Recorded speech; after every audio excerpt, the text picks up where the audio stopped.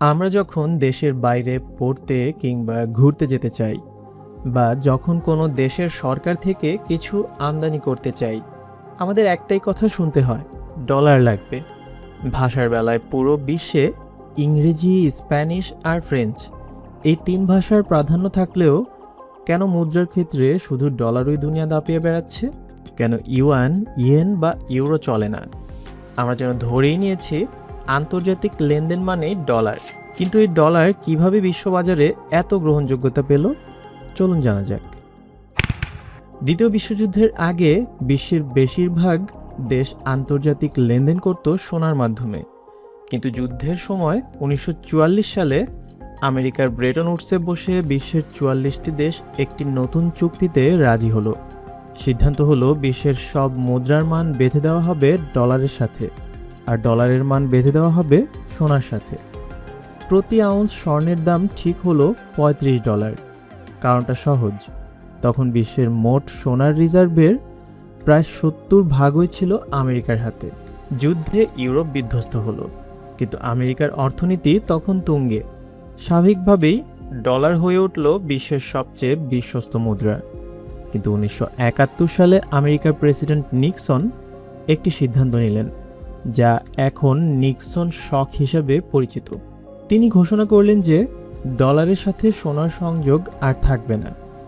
মানে এখন থেকে ডলারের পেছনে স্বর্ণের কোনো গ্যারান্টি নেই। পুরো বিশ্ব তখন ভাবতে লাগলো, ডলার তাহলে টিকবে কিভাবে? এখানেই আসে সেই কূটনীতির গল্প যা থেকে জন্ম নেয় পেট্রোডলার। পেট্রোডলার কোনো আলাদা মুদ্রা নয়। সহজভাবে বলতে গেলে পেট্রোডলার হলো তেল বাণিজ্যের বিনিময়ে অর্জিত ডলার। 1974 সালে আমেরিকা আর সৌদি আরবের মধ্যে একটা ঐতিহাসিক চুক্তি হলো। শর্ত ছিল দুটি।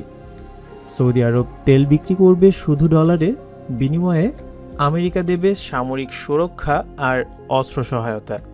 এই একটা চুক্তিতেই বদলে গেল বিশ্ব অর্থনীতির খোলনলচে। কারণ তেল কিনতে হলে ডলার লাগবে, মানে বিশ্বের সব দেশকেই তখন ডলার মজুত রাখতে হবে। আর ডলারের চাহিদা যত বাড়বে, আমেরিকার অর্থনৈতিক ক্ষমতাও তত বাড়বে। ধীরে ধীরে ওপেকের বাকি দেশগুলো একই পথে হাঁটল। পেট্রোডলার সিস্টেম পুরোপুরি দাঁড়িয়ে গেল। এত বিশাল পরিমাণ ডলার আয় করে তেল রপ্তানিকারক দেশগুলো তবে কি করে? তারা কি সেগুলো শুধু রিজার্ভে জমা রেখে দেয়? না, এই অর্থ বিনিয়োগ হয় আমেরিকার ট্রেজারি বন্ড, শেয়ার বাজার আর বিভিন্ন আর্থিক খাতে সভরেন ওয়েলথ ফান্ডের মাধ্যমে। নরওয়ের সভরেন ওয়েলথ ফান্ড পৃথিবীর সবচেয়ে বড়, মূল্য প্রায় $1.5 ট্রিলিয়ন। এই ফান্ডে আছে মাইক্রোসফট, অ্যাপল, গুগলের মতো কোম্পানির শেয়ার। এভাবেই তেলের টাকা ঘুরে আবার আমেরিকার অর্থনীতিতেই ফিরে যাচ্ছে। একে বলা হয় পেট্রোডলার রিসাইক্লিং, যা আমেরিকার অর্থনীতিকে আরও শক্তিশালী করে তুলছে। এটিকে চীন তো বিশ্বের দ্বিতীয় বৃহত্তম অর্থনীতি, তাহলে ইউয়ান কেন ডলারের জায়গা নিতে পারছে না? কারণ একটাই, বিশ্বাসযোগ্যতা আর স্বাধীনতা।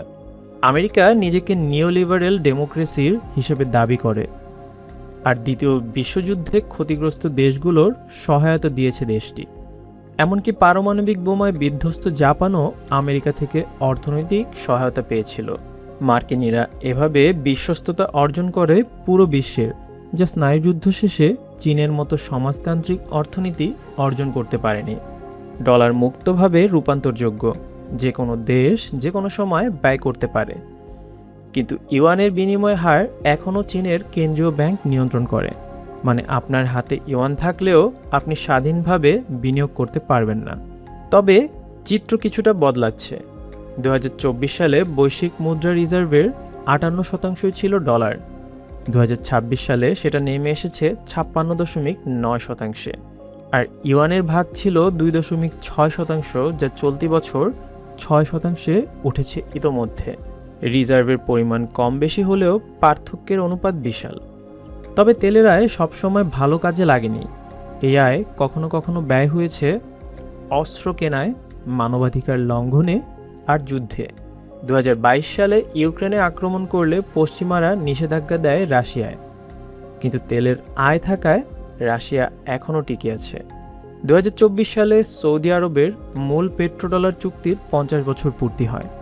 এরপর থেকে রিয়াদ সংকেত দিতে শুরু করে তারা আর শুধু ডলারে তেল বেচবে না, চীনের ইউয়ান, ইউরো, এমনকি ডিজিটাল মুদ্রায়ও লেনদেন শুরু হয়। ব্রিক্সে যোগ দেয় সৌদি আরব ও ইরান। ফলে ডিডলারাইজেশন তত্ত্ব থেকে বাস্তবে রূপ নিতে শুরু করে। তারপর এলো ইরান যুদ্ধ। ইরান হরমুজ প্রণালী বন্ধ করে দিল। শিপিং বিমার খরচ বেড়ে গেল 500%। বাণিজ্যিক জাহাজ চলাচল কার্যত অসম্ভব হয়ে পড়ল ওই রুটে। তেলের দাম $66 থেকে লাফিয়ে উঠে গেল $100 উপরে। আইএমএফ সতর্ক করল, এই অচলাবস্থা চললে বিশ্ব জিডিপি থেকে $2.2 ট্রিলিয়ন মুছে যাবে। চীন ও ইরান মিলে তখন চালু রাখল ডার্ক ফ্লিট, যা আমেরিকার ব্যাংকিং সিস্টেম বা সুইফট নেটওয়ার্কের বাইরে গিয়ে সচল ছিল। ব্রিজ নামের একটি ডিজিটাল প্ল্যাটফর্মে কেন্দ্রীয় ব্যাংকগুলো সরাসরি নিজেদের ডিজিটাল মুদ্রায় লেনদেন করেছে। শুধু মার্চ 2026 সালেই এই প্ল্যাটফর্মে লেনদেন হয়েছে $55 বিলিয়ন বেশি। আমেরিকা কিন্তু এর বিপরীতে চুপ করে বসে নেই। ট্রাম্প প্রশাসন তাই নিয়ে এসেছে এখন এআই ডলার। তেলের বদলে এবার এআই প্রযুক্তি ব্যবহার করে ডলারের চাহিদা ধরে রাখার চেষ্টা। মানে হলো, আমেরিকার অত্যাধুনিক এআই হার্ডওয়্যার আর সফটওয়্যার পেতে হলে ডলারই কিনতে হবে। তবে বাজার কিন্তু আস্থা হারাচ্ছে। সোনার দাম ছাড়িয়ে গেছে আউন্স প্রতি $5,400। এর আরেক অর্থ হলো বিশ্ব কাগজে মুদ্রায় বিশ্বাস হারাচ্ছে। পেট্রোডলার হয়তো একদিনে শেষ হবে না, কিন্তু একটা কথা পরিষ্কার, হরমুজ আর তেহরানের আকাশে ড্রোন শুধু তেলের ট্যাঙ্কার থামায়নি, থামিয়ে দিয়েছে গত অর্ধ শতাব্দীর একচ্ছত্র ডলার আধিপত্যের যুগকেও।